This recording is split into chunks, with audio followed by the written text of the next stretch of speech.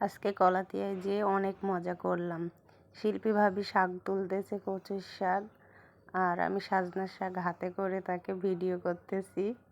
ওনারা বাড়ি করতেছে, এর জন্য রেগুলারই যাওয়া হয় কলাতিয়ায়। শিল্পী ভাবিদের জন্য, বাদল ভাইয়ের জন্য দোয়া করবেন, ওরা যেন ঘরটা সম্পূর্ণভাবে সহি সালামতে উঠাইতে পারে। কলাতিয়া অনেক সুন্দর জায়গা। বাদল ভাই খালি বলে ভাবি ভিডিও করে দিন, সে আসতে পারে না, চাকরি করে, রেগুলার আসতে পারে না, সে সপ্তাহে একদিন আসে, রবিবার। কি সুন্দর পেঁপে ধরছে।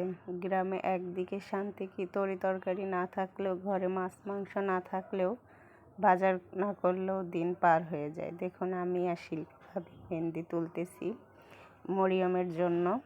আর এদিকে অনেক শীত, শীতের মধ্যে কি করব, তারপরে রোদে এসে বসছে, একটু রোদে এসে ভিডিও করলাম। দেখুন ঘাসগুলা কুয়াশাতে ভিজা।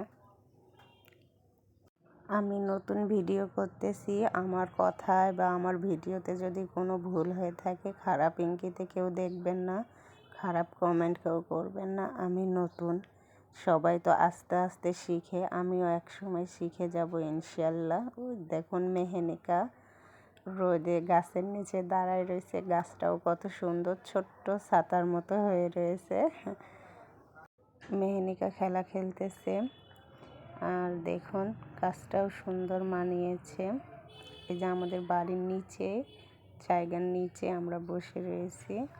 এই যে দেখুন আমাদের বাড়ি। ভিডিওটি ভালো লাগলে অবশ্যই লাইক, সাবস্ক্রাইব আর শেয়ার করতে ভুলবেন না।